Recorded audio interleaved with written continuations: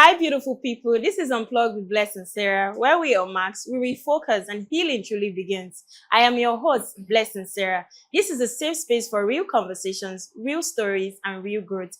Today, we dive into a conversation that I think someone desperately needs out there. I'm not just here, but I'm joined with a voice of experience, the daughter of late Nollywood actor Charles Olumo, the person of Peculiar. Join me as I welcome her. Hello, Peculiar. Hi. Thank you for being on the show. You're welcome. All right. You said you're married, right? Yeah. And because I know the name difference, Yes. Peculiar Sawolu. And the reason you said marriage is sweet. Yes. What makes you feel that marriage is sweet when people have different stories to talk about marriage? Yes, marriage is sweet if you are with the right partner.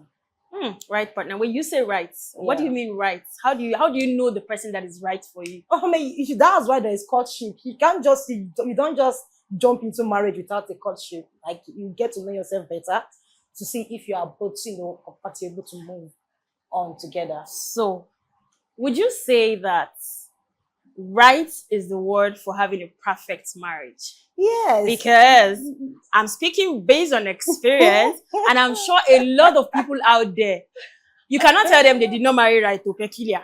You cannot say they did not marry right. So are you saying for every marriage that crashed was because they didn't marry right, or because they didn't have like a long-term courtship? Is that what you're saying? No, not just that. Marriage needs a lot of wisdom to be sustained. Okay. So why I said right is that two wrong cannot make a right. All right. When a wrong person is heading, or is on a journey with another wrong person, you know what that means. Yeah. So, but if both of them have been able to manage, their courtship, they've come to should I call it a mutual understanding. Like, they've come together, they've known themselves, they've been together, they've studied themselves, they've understand themselves, and they know what they want. They know what they are doing. They know where they are going to. They're having the same vision. It's not that one is having one vision, another is having a different vision. They cannot Align. Okay. I think what I'll pick from there is the visionary aspect. Okay. But then I'm sure marriage is not something we want to go into today, because if we start this conversation, we are never going to live there. Different people with actually different opinions, right? Sure. And I believe those that are watching us have a different perception of. I also have a different perception. But of course, if there's one thing that I know is that marriage is a beautiful thing. Of course. But only the two individuals in the marriage decides if the marriage is going to be beautiful or not. Yeah. So I cannot for any reason say, marriage is bad, marriage is wrong. But I want to believe that for everyone who got married and got separated after several years, or who got divorced, it wasn't because they didn't marry it right. Because I'm very sure that on that wedding day, everybody danced. The wife danced, the man danced. So it means that they agreed that they married right. But in the process, something happened. So, but again, what's that one unique thing before we leave this marriage conversation? Because if a woman brags and say, I marry right, it means the man is doing good. What's that one unique thing about Mr. Elijah that you think makes this marriage so right? God. Patience. Oh, wow. Patience. Yeah. So do you think his patience covers both of you, or you are also a patient person? I don't have that patience, that patience. I don't have it. Patience is a virtue. But if one person has it will help. Okay, but so do you think that this is 2 years? Yeah. You have like several years to go. Yeah. If you ask me, I'll still say you're a new couple, right? Yeah. So do you think that the patience for Mr. Elijah, your husband, is enough to cover you for a long term? Because there's something I always just tell people: patience, love, everything is like anything that when you keep withdrawing and then you don't deposit, over time it can run out, right? Yeah, sure. So do you think that Mr. Elijah's patience is enough to keep you people till Jesus comes? Or over time you're also going to adjust and pray and imbibe that culture of you also having a patience for the both of you? Or you are just going to say you don't have that virtue, you don't have that grace? So the patience of Mr. Elijah, is that what it's going to be? Please don't put words in my mouth, because I need you to say it. All right. Now, one thing I've come to understand in marriage is that, when two parties are coming from different background, it's a little bit difficult to get along together. Okay. Yes, but if there is, this patience, this virtue called patience, it will help. Now, when I got married to my husband, I was a very tough person, in the sense that I don't have this virtue called patience. I don't have it. Okay. I get angry at every little thing, and things irritate me easily. But he has this long suffering, gifts. Let me call it gifts. Like he can endure. And because of his endurance, I've been able to adjust. Because when somebody is loving you and he's tolerating you, you yourself, you want to adjust to give back. That's it. You want to respond that this person is showing me love and a lot of patience. I need to adjust so that he won't get, irritated and overwhelmed. Yeah, that's the point where I was actually coming from. Like I said, if a person keeps giving and giving and giving, they come to a point where they become empty. Yes, I'm glad that you understood the perspective that says that he is the one giving you patience, and you've been able to sit down and realize that if this person keeps giving me this and this and this, and I don't end up giving a return, a time can come whereby he runs out of it. I wish you both a happy marriage, and I hope that you guys last long forever. Amen. Now let's get back right into the conversation. Okay. So, what do you think is that one unique story that brought you into the show today? Jesus. Because I know that you're a voice, like I said, you're a voice of so many experiences. Yes. I've seen you talk about rape. I've seen you talk about sexual abuse. I've seen you talk about addiction on different platforms. But what's that one unique story? Because this is a platform for healing, a non-judgmental space. So I want you to what's that thing that makes you even want to look out for people like this? Is there a specific story in your life that makes you want to look out for people with this kind of special stories? Yeah. Good parenting. Yeah. I grew up in a family where, it's not going to be easy to say this. Please allow me to laugh. It's okay. All right. Okay. I love my mother, my late mom, and I love my late dad. I love them both because, I've been able to learn so many things through these wonderful parents. I've learned a lot. But then, growing up in the hands of these so wonderful people, it was not easy. It was not easy. It wasn't easy. Because, when you are suffering from past a bad life experience, like when you are being traumatized with some past experience, it takes a whole lot of time, like let's say years to let go, to overcome it. Okay. So now let me cut you there, Miss Peculiar. Okay. So now you said bad parenting. Yeah. So you love your parents, you love your mom, you love your dad. Course. So what's that aspect of bad parenting that you think affected your life that came from your parents? Yeah, lack of love. Yeah. I don't know. They may have their own reasons, but for me, I think I was able to understand the reason why I was not able to get this love. I needed more. I needed love. I needed so much love, most especially from my late dad. But he was not always there. He wasn't really, because he was an actor. So we barely see him around us because he travels around the world. Like he's not always around, with us. And your mom? My mom was always there, but just that she was suffering from some past life experience. So I think she was traumatized with this past experience of her life. Most especially my birth.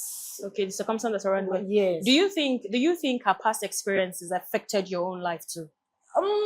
It would have affected my life, but I did not allow it. Okay, now what I'm trying to say is not affecting your own life. Do you think that the circumstance that surrounds her own life made her give you some kind of parenting that wasn't palatable? Yes. So you will agree with me that somebody who is not healed will equally repeat the same circle. So it becomes a circle when one person is not healed. And of course, be aware of what that challenge truly is. So it becomes a circle that starts to revolve around. So your own case now, I understand why you're saying, no, it doesn't affect you because, you became aware. You now understood that this is the challenge. Like, for instance, like I would say about myself, I am intentional. I know that I'm not perfect. I'm also a mom. And my daughter, she's hyperactive. And to see that when you pray for certain things and say, God, please, I don't want to repeat the mistakes of my mom. My mom was a very angry mother. She had me out of wedlock. She had me at 17, like 18. And she was a very angry woman. The truth is, I didn't really know her that much. I didn't know this story that much because I grew up with my grandmother. I was raised by my grandmother. The few times she always comes home, there were lots of horrible experiences. I've had her use pistol to break my 2 legs. Wow. And imagine a mom that you don't live with, Yeah. comes in once in a while and does that to you before she leaves. So anytime I hear she's coming, instead of me to be excited, there's this panic attack. In fact, sometimes I get sick. And I remember then my grandmother would go to her and say, hey, do you know that your daughter heard that you're coming and she fell sick? He said, I don't care. And she sabi, she just used that kind of nonchalant languages and all that. And because of these horrible experiences from her, I became very conscious. And imagine saying to yourself, Lord, I don't want to repeat the same mistakes of my mom. But guess what?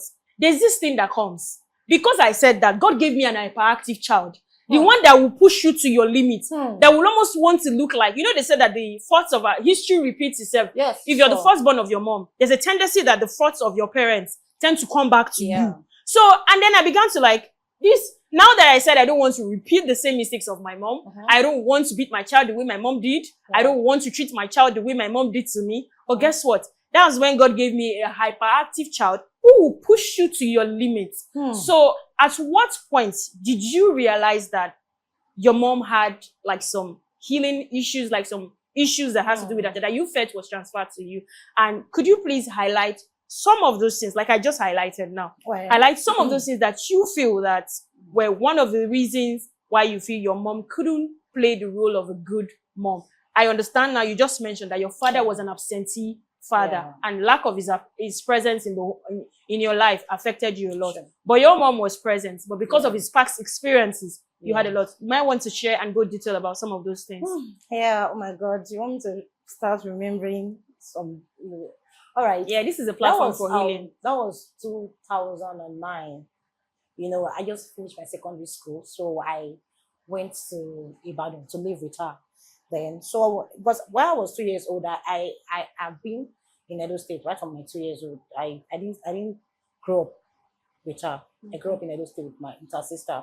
So when I came back 2009 to stay with her, to know her more, to enjoy, her love, I realized that she's quite different. She's this angry type of a person. She easily gets angry and little things irritate her. You get, at every slightest mistake, she reacts. You get, so I wasn't feeling that mother's love. She wasn't showing me that love. So that really affected me badly.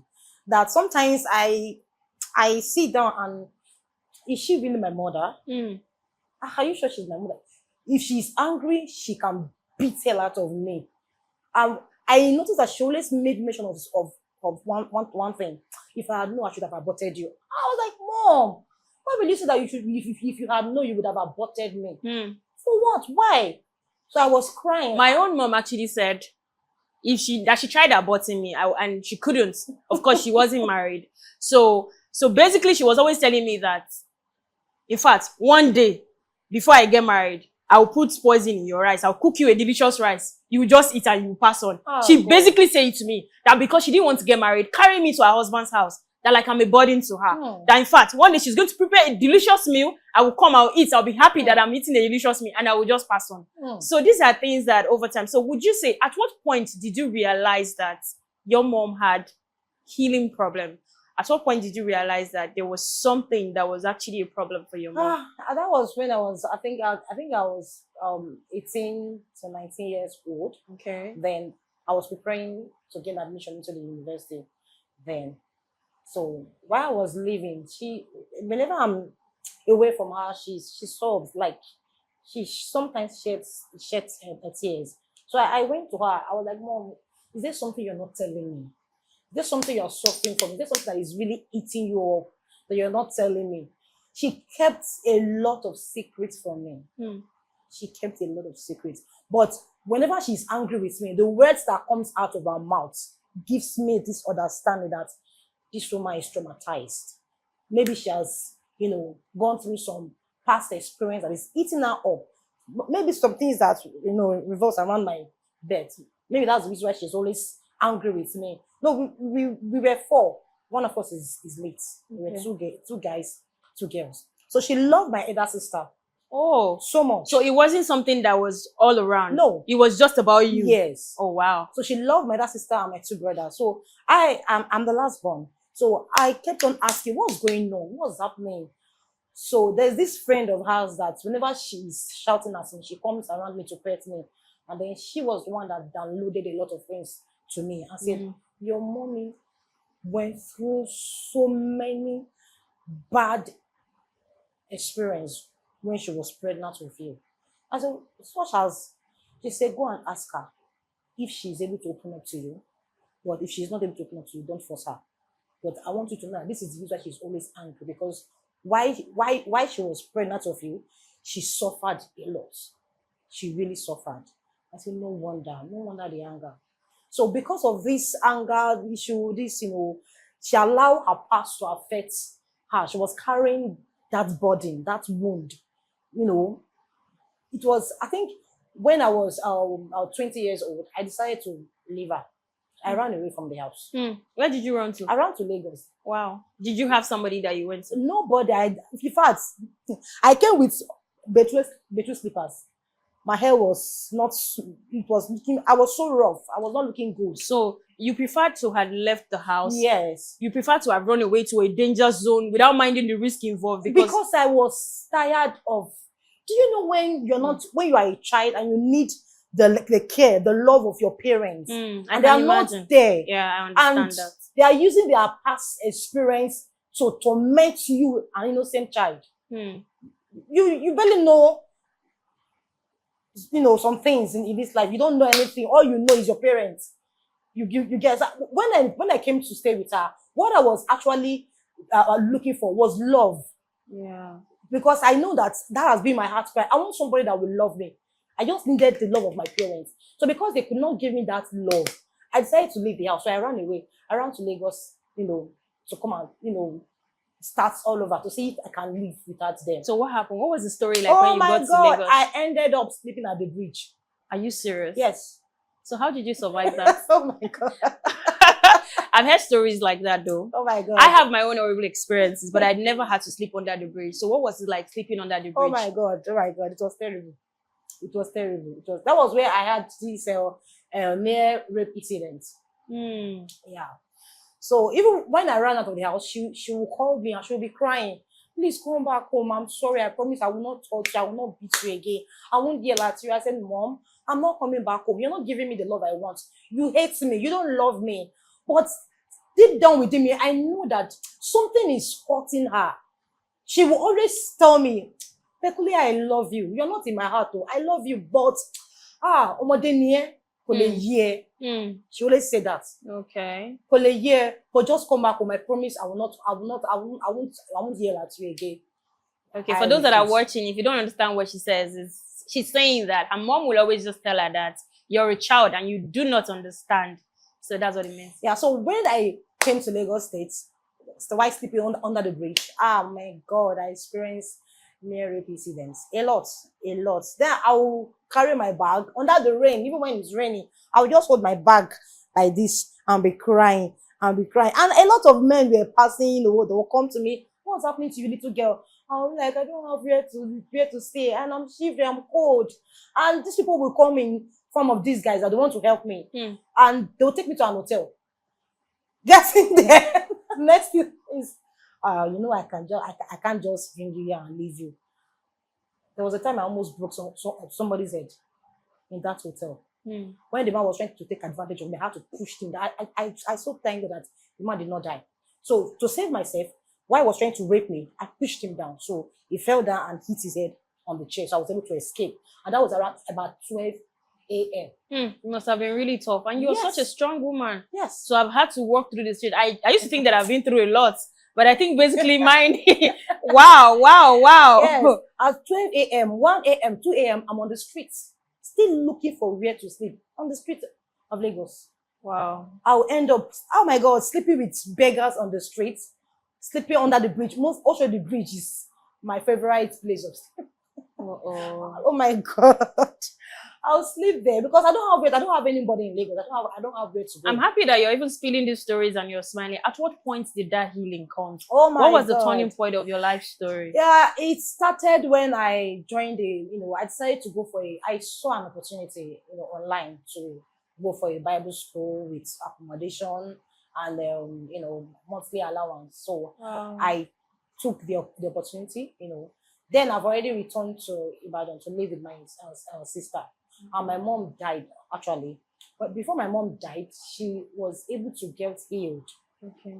because when she realized that I kept on complaining Okay. about her. But did you forgive her? Of course I did, because she later opened up to Okay. me. And you understood? Of course, because I know what pain is.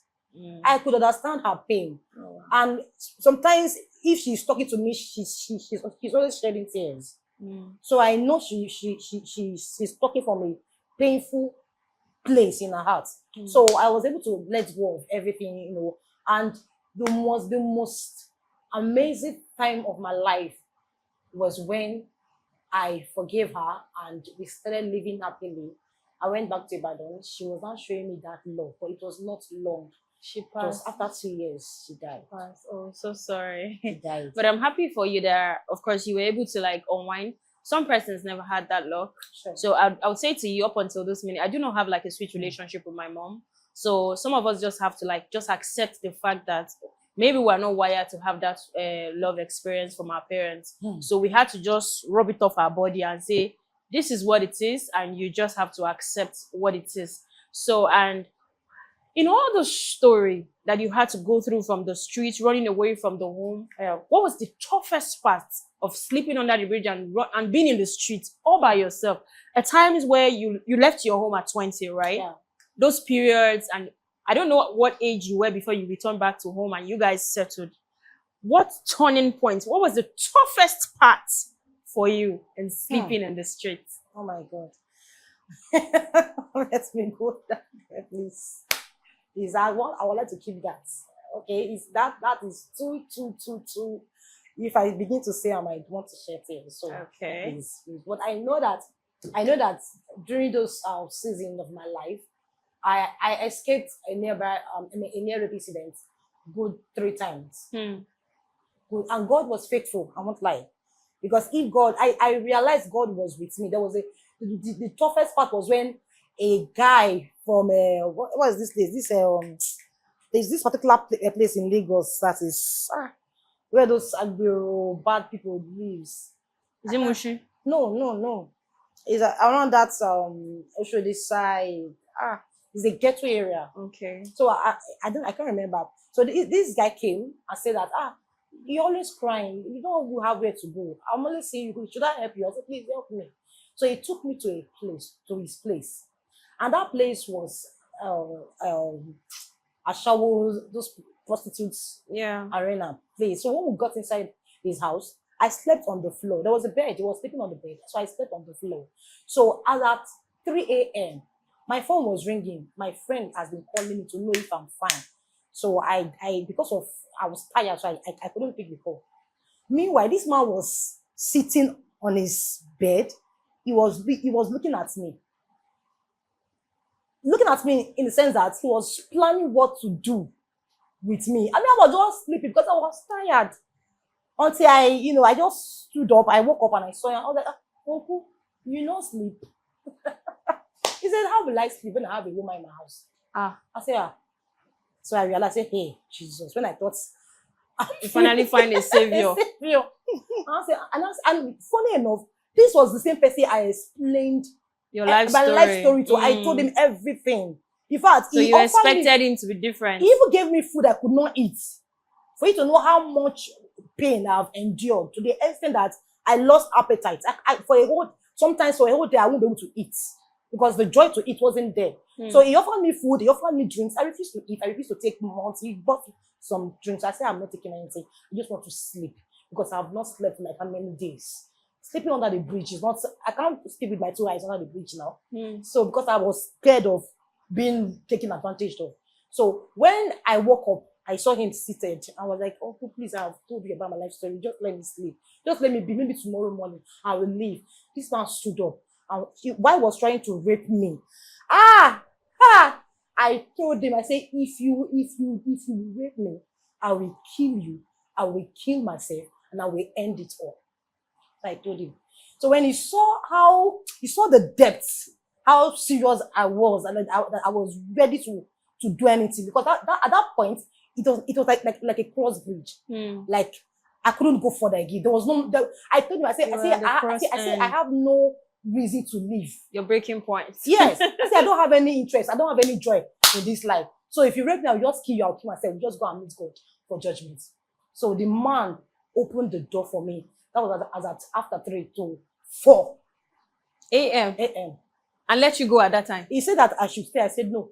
Oh, okay. He was like, okay, can I wait till 5 a.m.? I said never. I cannot wait till 5 a.m. After this whole thing. Yeah. So he opened the door for me. That after 4 a.m. I was on the streets of Lagos. Oh my God. Roaming around. Sometimes I will just board the vehicle. I don't know where I'm going to. Any bus stop I see, I will just come down. I'll continue trekking. If I see another bus, if I don't have one, that go and sit down on the bridge and be looking and be crying. People that will pass will always see me cry. Why are you always crying? Why are you crying? What? I was not even. Who will I tell my story that no one want to take advantage of me? No one. But when my mom died, that was when, I don't know, it was as if a new life started. Because she showed me, some piece of love. Okay. When she started loving me, I started getting, along with her. And then that was when my healing started. Okay. So I was healing because she was showing me that love. So, and what would you say that this story, your experiences, like I always say, our experiences, our stories, has a way of shaping us. Mm-hmm. It either mar us or make us or deter how we become in life. Yeah. So would you say that your story contributed into whom you became today? Yes, it did. Okay, so how did that shape you? Yeah, because after her death, I started, trying to see how I can live, not to repeat the same mistake. Because she did not impacted, that anger on me. Okay. But also a wounded heart. Okay. I was living with that wound, but it was not easy. Even though my healing started when she started showing me love. Yeah. But even after she died, it was not easy for me to let go. Sometimes I will sleep and I will shout. Because of all the traumatic experiences from the streets and all that. When I joined the Bible school, I came across a particular scripture in the Bible. It talks about Jabez. I don't know if you know Jabez. Yeah. The story of Jabez. Yeah. That the circumstances surrounding his birth really was a horrible one. A child of sorrow. Yeah. So he did not allow that to, destroy his. He prayed and said God should change his name. To turn his, to change his name, to turn things around for him. Yeah. So when I learned of his story, I was like, I will not allow what I've been through in the hands of my mom and what my mom has been through. I will not allow it to repeat itself in my life. And that's self-awareness. Yes. So I started with prayer. And I was, I was being serious with God. I started having a good, fellowship with God because I wanted a better life. I wanted to change the history of my family. I don't want a situation whereby I will give birth to a child and then I will want to use that same hand that my mom used while she was alive on me to raise my own children. Because I realized that I was having that anger in me because a part of this experience was in me. This pain was in me. So I was even when I met my husband. Okay. I was, oh my God, I needed more love from him than you could give. Yes. So I was not satisfied with everything he was giving me. So even if he says I love you 1,001 times, I will not believe. I won't believe him. So that made you not to trust. Yes. That destroyed your trust. Yes. So I couldn't trust. I couldn't just get this. I want something more, but I wasn't feeling satisfied. So I realized that the only way I can be satisfied is through the love of God. Yeah. So I started getting more deeper in loving God and in understanding the things of God. So I began to find my comforts in Christ. I began to find my comforts in His Word. That was how I was able to jack up.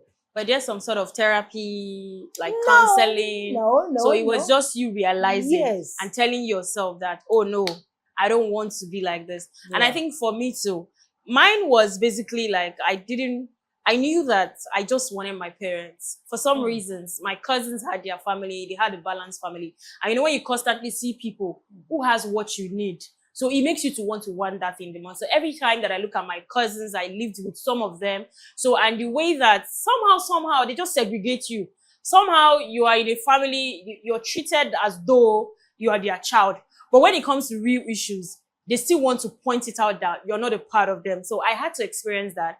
And for some reason, I always just knew that what I wanted was my parents. And then somehow I prayed to God that, God, please, one of my prayers is that you bring my mom and my dad together since they were still alive and they weren't married. But God never answered that prayer. That didn't happen. And my mom, for some reasons, she transferred all the aggression, all the bitterness, because she was never married. She had me as a teenager. And I think the heartbreak, yes, there's always a trigger for why our parents react. And if they are not healed, they tend to just transfer it to their children.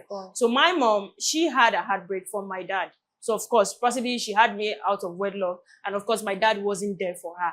And that made her transfer all the aggression, all the pain. Yes, I didn't stay in the streets. I lived with people. Yes. And I'm glad to share your story. I'm glad to hear from you that we always just think that we have the worst stories until we hear from others. So, and when we hear other people's stories, it gives us a reason to want to be grateful to God and to say, I always just think that if God saved you from the streets, it means it's for a reason. You know, you're safe to save others. Now I see the reason why you're looking out for people with so many, special stories and all that. And it was nice to have you on the show. Yeah. And I look forward to more conversations with you. Yeah. We're still going to go deeper. Your marriage, how did you guys connect? We would love to hear. But until that time, I wish you a very beautiful life. Yeah. And I wish you a safe journey in life, in your destiny, and ahead. I'm so happy for you that you got healed. Some of us, we didn't get healed on our own. And I think one thing I also want to say is that for our parents out there, they should please, most of our parents are falling victim of this, experience. They don't, they tend to pass their past life experience on their children. They are not playing the role of love. Love is very significant in the life of our children. If they don't get it in the house, they will want to look for it somewhere else. Yes. And yes, true to that thing that you're saying. So I think churches are beginning to realize that churches are no longer a platform where you just go kabash and do all that. Yeah. There are sessions where people are counseled. Yeah. People, they bring like guest speakers, people, emotional tutors and all that to let parents know that, oh, this is a way you should tutor your child. And I'm happy that those are coming up. But I, for one, I wouldn't say I got like a personal healing moment. It was just having to master the art of what you're going through and then tell yourself.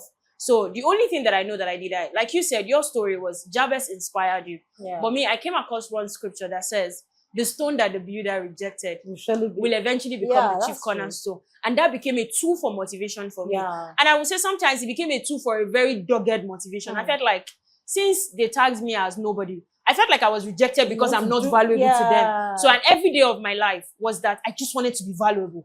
I wanted to be something. So it drove me to becoming something. And in fact, I would say a lot. But I'm happy to have you on the show. And thank you people for watching. This is Unplugged with Blessing Sarah. And of course, it's a platform for healing, telling real life stories for growth, where your pain become a tool for transforming others. Thank you for watching. Till I come your way again. My name is Blessing Sarah.